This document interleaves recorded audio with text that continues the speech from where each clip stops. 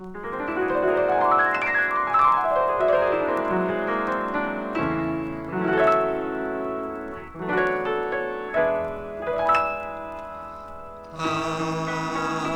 que grandeza tu tens, meu Senhor, céus e estrelas, tu és Criador, nuvens e o sempre belo luar contam ao mundo deste amor sem par.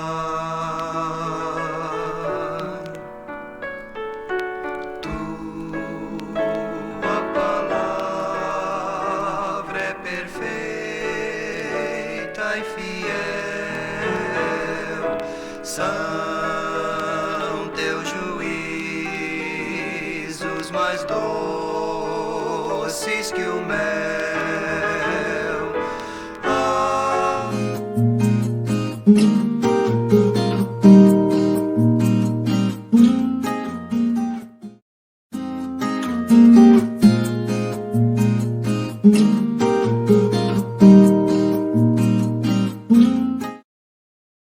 Bom dia, pessoal. Estamos aí mais uma vez trazendo esse estudo bíblico, esse domingo maravilhoso para a nossa escola dominical.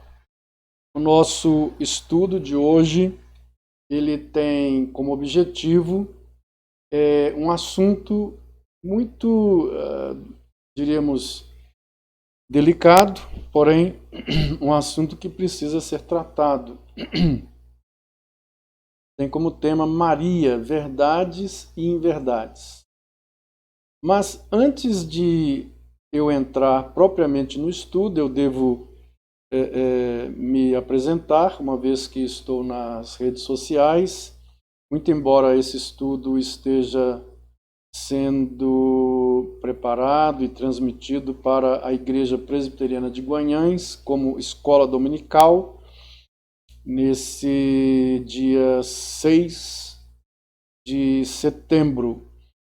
Eu quero dar as boas-vindas a todos os irmãos e amigos e dizer que qual é a nossa formação.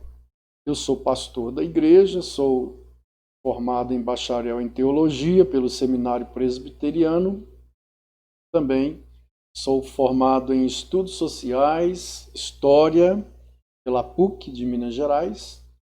E sou pós-graduado pelo PREPS da PUC em sistemas educacionais e também pós-graduado em educação pelo Pitágoras. Trabalhei por muitos anos como diretor de escola básica e quando estou trazendo este assunto, o faço não de formas nenhuma como uma maneira de agredir a fé de algum segmento cristão ou de agredir aquilo que é sagrado. Apenas eu devo tratar neste assunto, que será dividido em 3 etapas, da visão protestante a respeito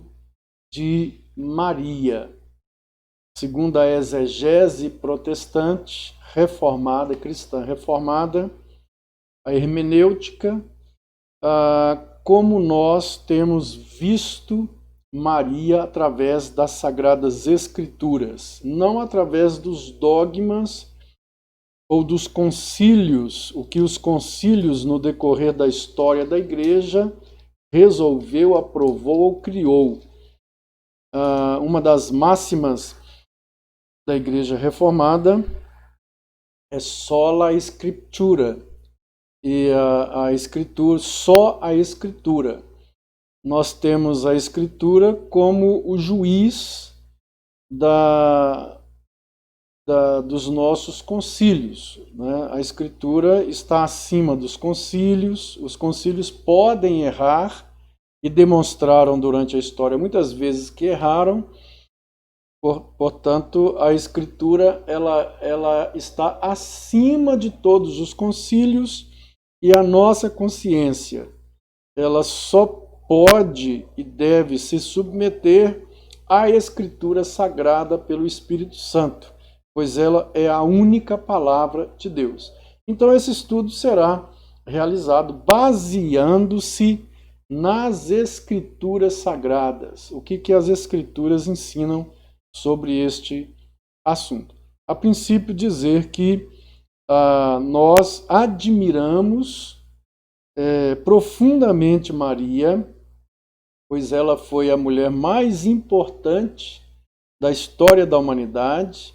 Ela trouxe o Filho de Deus ao mundo para ser o Salvador do mundo.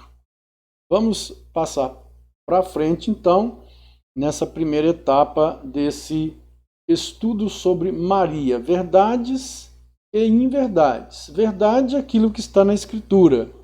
Inverdade é aquilo que foge das Escrituras, que vai contra ou que não está nas Escrituras. Pois bem, Maria, esse ponto aqui ele é comum a todos os segmentos e denominações cristãs. Maria, quando ela se engravidou, ela era virgem e foi anunciado a ela pelo anjo Gabriel que ela traria, né, ou que encarnaria nela o Verbo de Deus, ou ela ficaria grávida pelo poder do Espírito Santo e o ente que nasceria dela seria filho de Deus. Isso está muito claro, não há controvérsia nenhuma a respeito disso.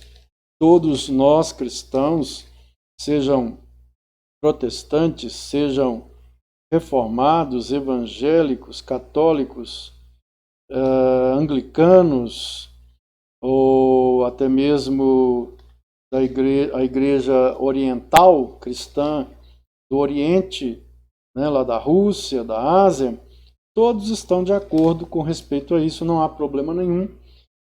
E lá em Lucas, no capítulo 1, no versículo 26, nós encontramos o seguinte: no 6º mês foi o anjo Gabriel enviado da parte de Deus para uma cidade da Galiléia chamada Nazaré, a uma virgem desposada com certo homem da casa de Davi, cujo nome era José.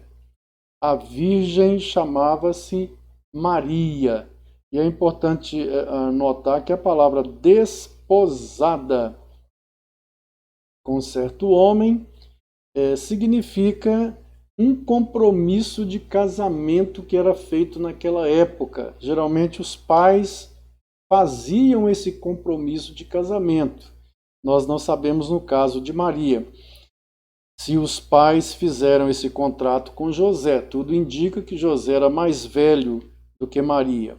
Mas o anjo foi àquela cidade chamada Nazaré anunciar então o nascimento, né, ou a gravidez dela através do Espírito Santo. Então Maria, ela era desposada com José quando ela se achou grávida do Espírito Santo. Ela era uma espécie de um noivado, era mais que um noivado, era um compromisso, quase o casamento, mas eles não viviam juntos durante esse período em que a mulher estava desposada do homem. Não viviam juntos, não tinham contatos íntimos. E, naquela época, ela se encontrou grávida e José, então, ele intentou deixá-la, usando, então, do direito da lei de Moisés. Nesse caso, se uma mulher se engravidasse antes do casamento, ela poderia ser até apedrejada. E José intentou deixá-la, né? Está lá em Mateus, no capítulo 1, quando ele ficou sabendo que ela estava grávida, capítulo 1 de Mateus, no versículo 18, que diz: ora, o nascimento de Jesus Cristo foi assim, estando Maria com José, né, noiva de José, sem que tivessem antes coabitado, achou-se grávida pelo Espírito Santo. Agora notem, já sem que tivessem antes coabitado. Essa expressão aqui, essa palavra, nós vamos aprofundar depois, ela traz uma conotação de relação íntima, né? Ela não tinha tido relação com José e ficou grávida. E era natural que José, então, entendesse que ela teria tido contato com outro homem, que Maria teria fraquejado e teria traído. O fato é que ele, então, intentou deixá-la por causa disso. Mas, lá em Mateus 1,25, o anjo, então, vai até José e, né, ele diz para José, vejam lá, versículo 25, contudo não a conheceu, Mateus 1,25, vamos lá, e não bom, o texto de 1,25 diz, o anjo aparece para ele, né, e diz para ele, a virgem conceberá, o que ela está esperando foi feito por Deus, não foi nenhuma relação com homem nenhum, tá? E isso foi durante o sono dele, estava dormindo, e no versículo 24 diz, despertado José do sono, fez como lhe ordenara o anjo do Senhor e recebeu sua mulher. Então, no momento em que ele fica sabendo que a gravidez dela é uma obra sobrenatural, e no momento em que ele acorda, ele a recebe tranquilamente como esposa. O versículo 25, então, que é o que está marcado para ler, contudo não a conheceu, enquanto ela não deu à luz um filho, a quem pôs o nome de Jesus. Pois bem, esse não a conheceu, e nós vamos aprofundar daqui a pouco, ou em outra parte do estudo, esse verbo conhecer, né? O que significa? Será que José não conhecia Maria? Foi um contrato assim, ele nunca viu? Foi um contrato feito entre os pais? E ele apareceu no dia lá e conheceu? Evidentemente que não. Até porque ele fica sabendo que ela está grávida.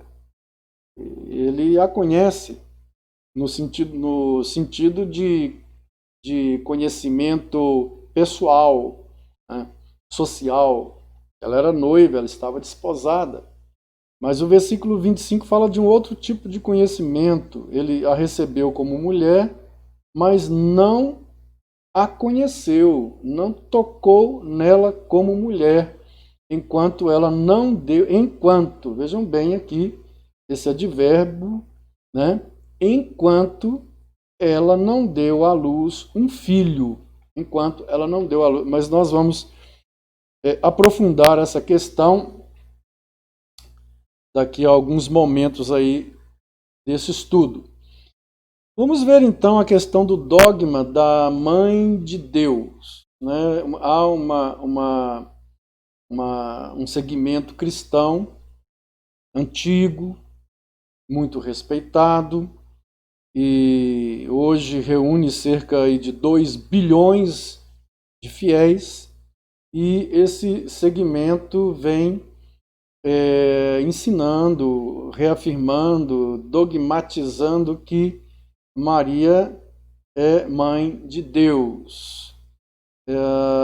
Mas será que Maria é mãe de Deus? Vamos às Escrituras, o nosso juiz supremo, né, nossa única regra de fé e de prática. O dogma sobre Maria ser a mãe de Deus, ele foi proclamado em 430 101, né, no concílio de Éfeso. Concílio de Éfeso. Qual era o problema naquela época? Que levou então a igreja a reunir esse concílio, né?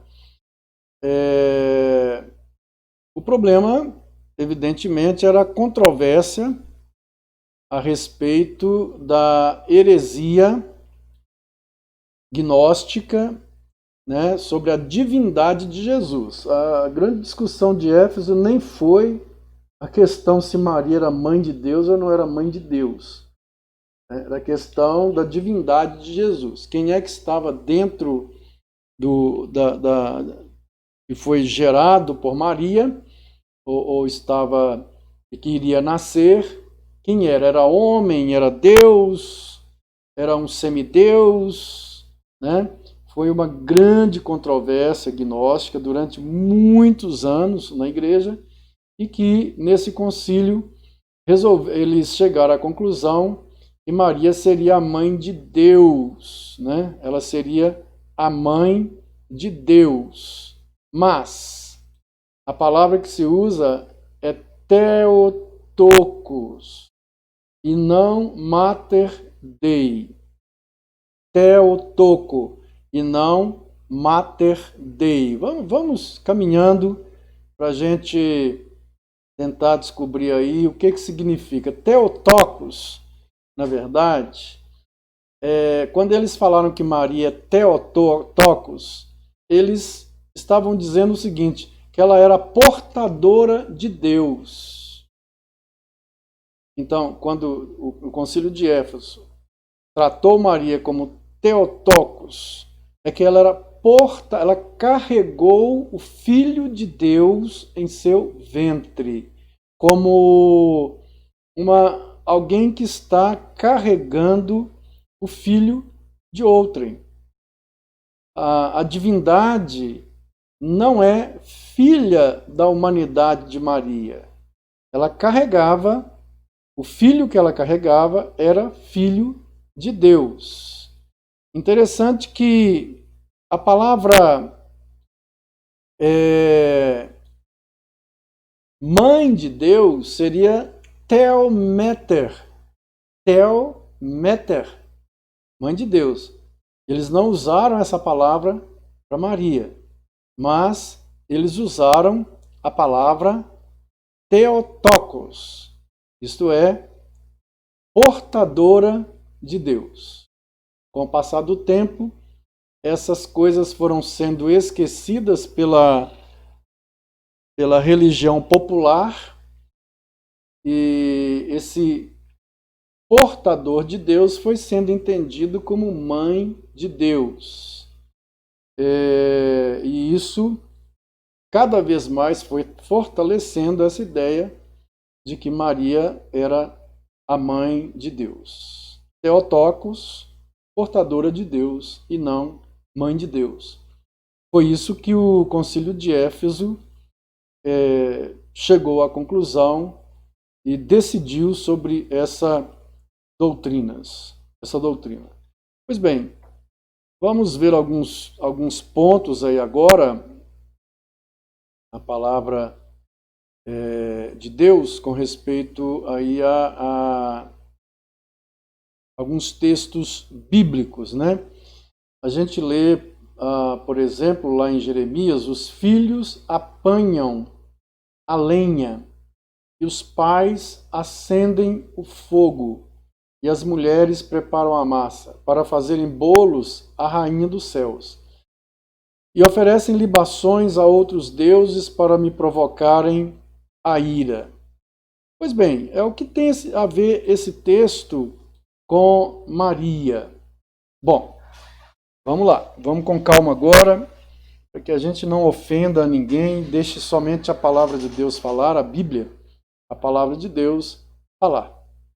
Notem bem que lá em Éfeso, o concílio chegou à conclusão e formulou essa doutrina, muito mais para dar uma resposta à controvérsia nestoriana, sobre a questão da divindade de Jesus, a questão gnóstica que se infiltrou dentro da igreja, e então eles chegaram à conclusão e formularam, né, essa doutrina sobre a divindade, o ser, né, sobre a pessoa de Jesus, a divindade de Jesus.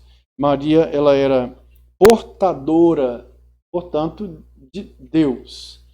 Acontece que, com o passar do tempo, essa situação foi sendo cada vez mais aceita, não a Maria portadora do Filho da Divindade, porque aqui a gente poderia voltar lá na questão da natureza, né, do Cristo, essas duas naturezas em uma só pessoa.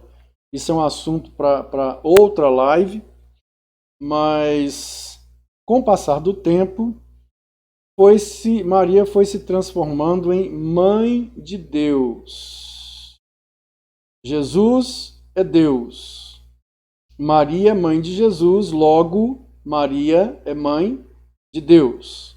É mais ou menos por aí a lógica que foi sendo criada, e chegando aos nossos dias, praticamente há um segmento cristão que crê, né, que Maria, ela é realmente mãe de Deus, como se a humanidade pudesse ser mãe da divindade. E isso trouxe consigo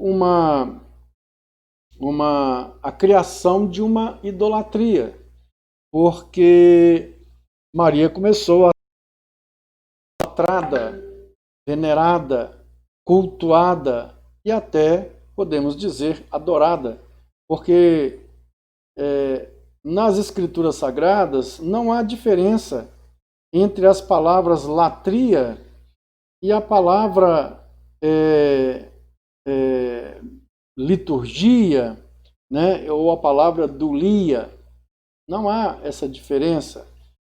Não há essa distinção na Bíblia de culto de dulia, culto de serviço, de escravidão, de servo, e culto de latria.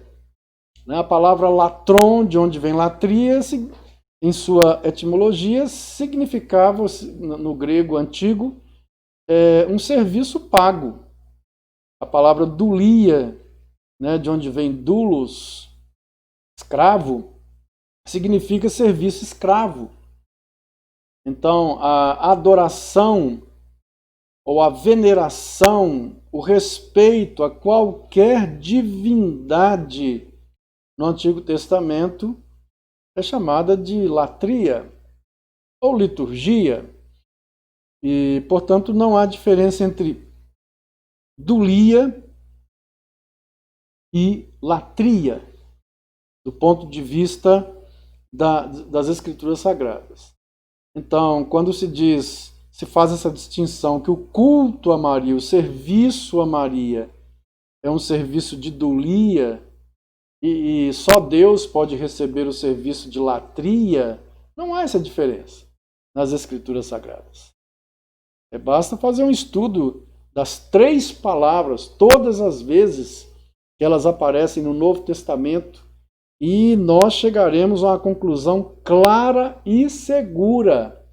Latria, dulia e liturgia. E vamos acrescentar diaconia, que as 4 palavras, elas têm um sentido intercambiável.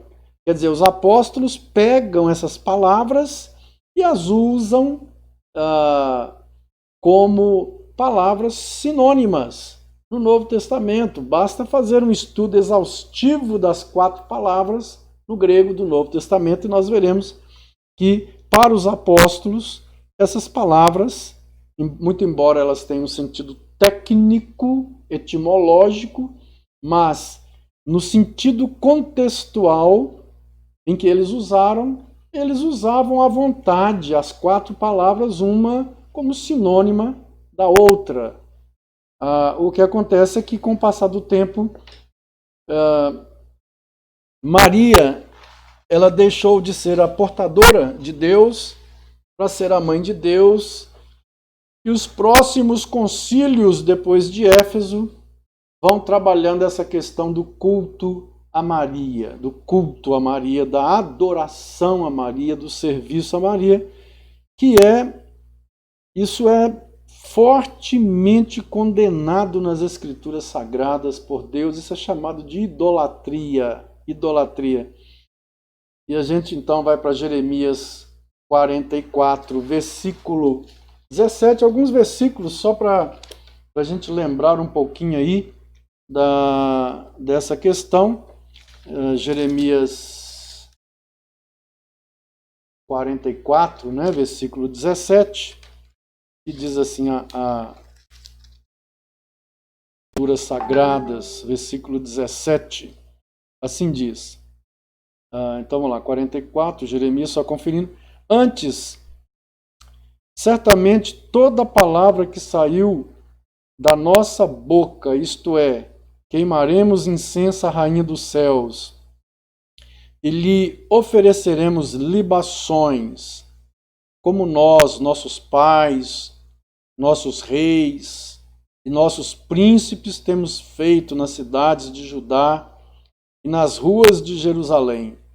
Tínhamos fartura de pão, prosperávamos e não víamos mal algum. E o 18, para complementar, mas, desde que cessamos de queimar incenso à Rainha dos Céus e de lhe oferecer libações, tivemos falta de tudo e fomos consumidos pela espada e pela fome.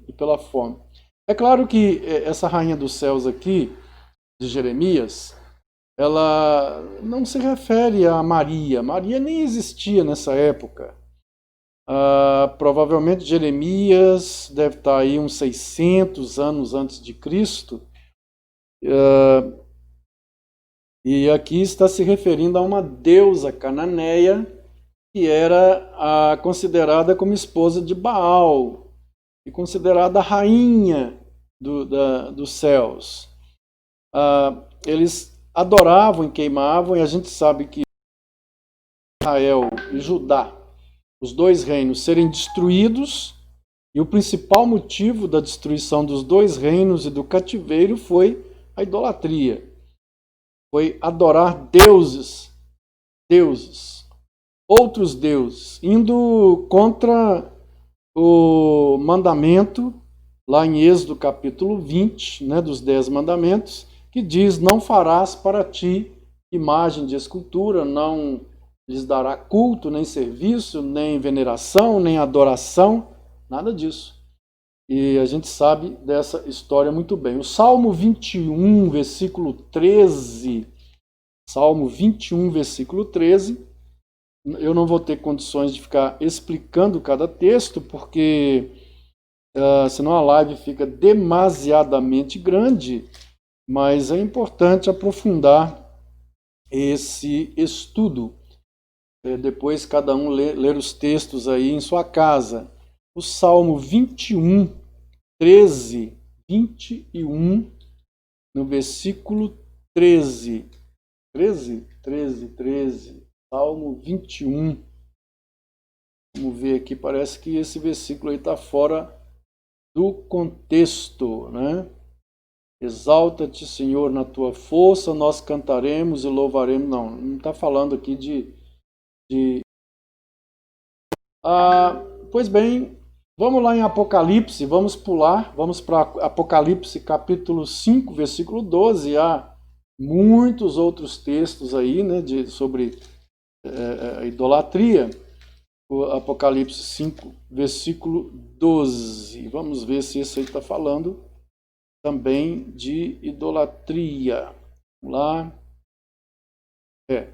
Na verdade, os dois textos estão certos no estudo, não estou enganado não, os dois. O Salmo diz: exalta-te, Senhor, na tua força, nós cantaremos e louvaremos o teu poder, como único digno de ser cultuado. E Apocalipse 5,12 diz assim, proclamando em grande voz: digno é o Cordeiro que foi morto de receber o poder, riqueza, sabedoria e força, e honra e glória e louvor e louvor. Então, esses dois aí, eles estão falando a respeito de que ele é que deve receber, né, louvor, glória e honra. Mas, para sermos mais específicos, e são muitos os textos, mas apenas para um texto, lá nos 10 mandamentos, quando o mandamento 2, né, mandamento 2, o primeiro mandamento, não terás outros deuses diante de mim, e não farás para ti imagem de escultura. Os dois primeiros mandamentos, não farás para ti imagem de escultura, nem semelhança alguma do que há em cima nos céus, e não as adorarás, nem lhes darás culto, porque eu sou o Senhor teu Deus, Deus zeloso, que castigo a iniquidade dos pais, quer dizer, castigo a idolatria, nos filhos até terceira e quarta geração daqueles que me aborrecem. De portadora de Deus, Maria foi colocada com o passar do tempo e dos séculos no altar, fizeram uma imagem dela, desobedecendo o segundo mandamento, e prestaram-lhe um lugar de culto e adoração, o que foi e é proibido nas Sagradas Escrituras. São muitos textos, na verdade, aí para a gente estar lendo e trabalhando, e a gente não vai ver todos esses textos, não, porque senão não daria tempo, não é verdade? Para ver tudo isso. Mas vamos lá. Então Maria, ela teve várias virtudes, o que é inegável. Meu microfone caiu aqui, deixa eu acoplá-lo novamente. O que é inegável, ela teve várias virtudes, mas ela não é uma rainha dos céus, como é dito, como é rezado, como é orado, como é invocado. Ela não é uma rainha dos céus. E nem mesmo Maria é uma medianeira. Ela não é também uma medianeira. E aí nós temos vários textos bíblicos que a gente vai ler daqui a pouco. Ela não é advogada também. São inverdades do ponto de vista bíblico, escriturístico, da Escritura Sagrada. Não confere com a Escritura, não conferem essas questões com a Escritura. Chocam e batem contra a Escritura. Ela não é corredentora, ela não é qualquer outro título, nem rainha, nem corredentora, nem medianeira. Todos esses são atributos exclusivos do Senhor Jesus. Então, se a gente começar a ler aí alguns textos, né, nós vamos ver aí, por exemplo, o texto lá de Jeremias 7,18. Vamos lá? Jeremias 7,18 no Antigo Testamento. Jeremias, capítulo 7, versículo 18.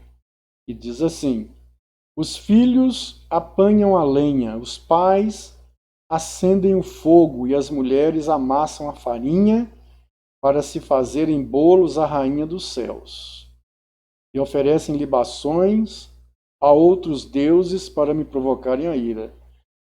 É importante notar que Deus no Antigo Testamento é qualquer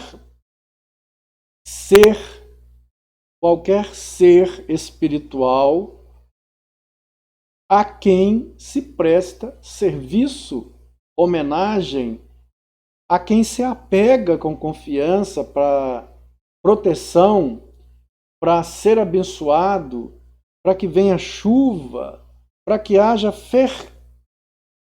fertilidade no sentido do nascimento de filhos e também para que o campo possa germinar.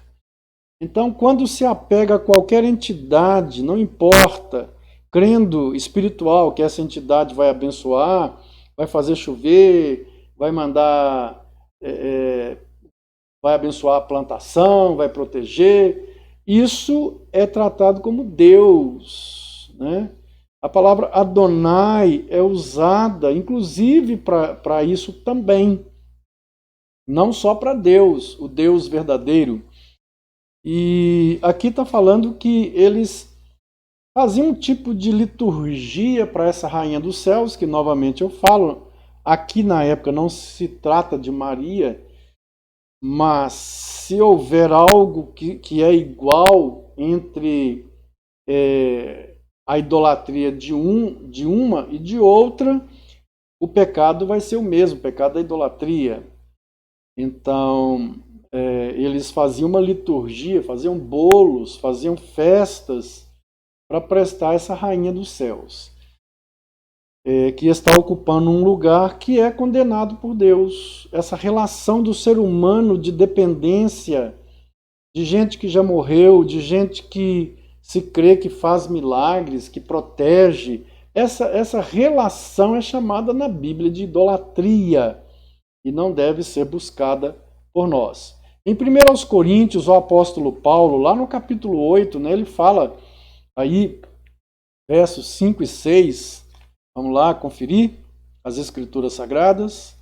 1 Coríntios, capítulo 8, 5 e 6, Paulo está falando contra a idolatria. Ele diz o seguinte: porque ainda que há também alguns que se chamam deuses, quer no céu ou sobre a terra, como há muitos deuses e muitos senhores, todavia para nós há um só Deus, o Pai, de quem são todas as coisas e para quem existimos, e um só Senhor, Jesus Cristo, pelo qual são todas as coisas e nós também por ele. Então Paulo está falando que, embora os homens criem essa dependência dessas divindades, né, ou senhores, só há um, só existe um, não há outro Deus, não há outro Deus. 1 Timóteo, capítulo 6, 14 e 15, então Paulo, mais uma vez, 1 Timóteo, no último capítulo lá de Timóteo, 6, 14 e 15, Paulo, ele vem mais uma vez e diz: que guardes o mandato imaculado e irrepreensível até a manifestação de nosso Senhor Jesus Cristo, a qual em suas épocas determinadas há de ser revelada pelo bendito e único, soberano, o Rei dos Reis e o Senhor dos Senhores, o único que possui imortalidade, que habita em luz inacessível, a quem homem algum jamais viu, nem é capaz de ver. A ele honra e poder eterno. A ele honra. São expressões culticas de tributos que são dados a ele como Deus. É importante dizer que a palavra Senhor é a tradução de Jeová, do hebraico para o grego. Jeová é uma palavra no hebraico usada só para Deus. Melhor dizendo, não Jeová, né, mas melhor dizendo, Yahvé é uma palavra que foi traduzida na Septuaginta para o grego como Kyrios. E Jesus, em todo o tempo no Novo Testamento, ele é chamado de Kyrios, né? Por isso ele recebe essa glória. Em João 14,6 ele diz: eu sou o caminho, a verdade e a vida. Ninguém vem ao Pai senão por mim. Ele é o caminho para Deus. Eu sou o caminho, a verdade e a vida. Em 1 Timóteo, capítulo 2, versículo 5, diz: porquanto há um só Deus, e um só mediador entre Deus e os homens, a saber, Cristo Jesus, homem. Há um só Deus e há um só mediador entre Deus e os homens. Cristo Jesus, homem, Paulo fala. Em nenhum momento a Bíblia diz que Jesus é co-mediador com alguém para nos levar a Deus. Ou que alguém intercede por nós diante de Jesus, é muito pelo contrário. Ele unicamente intercede por nós diante do Pai. Inclusive intercede por Maria também. Em 1 de João, capítulo 2, versículo 1, diz: Filhinho, se alguém pecar, temos advogado junto ao Pai, Jesus Cristo. Não se diz que, filhinho, se alguém pecar, temos advogados diante do Pai, Jesus e a sua mãe. Não, mas Jesus. E em 1 Timóteo 2, versículo 6, diz: o qual a si mesmo se deu em resgate por todos, testemunho que se deve prestar em tempos oportunos. O versículo 5 diz que ele é o único mediador, Jesus Cristo, o qual se deu por nós, testemunho que deve se prestar em tempos oportunos. Portanto, os títulos de medianeira, advogada, rainha, corredentora, são títulos que não fazem jus aos ensinamentos da Bíblia. Só Jesus recebe esses títulos na Escritura Sagrada. No próximo estudo, nós vamos falar sobre o dogma da Imaculada Conceição. Quer dizer, nós vamos então encerrar por hoje o nosso estudo, pedindo a Deus que nos abençoe, e no próximo domingo, querendo Deus, nós vamos aprofundar sobre o dogma da Imaculada Conceição. O que é esse dogma da Imaculada Conceição? Então a gente vai estar aí trabalhando essa questão desse dogma da Imaculada Conceição, ok? No próximo domingo. Que Deus abençoe o seu dia. À noite você esteja no templo com os irmãos, louvando o Senhor. Deus abençoe.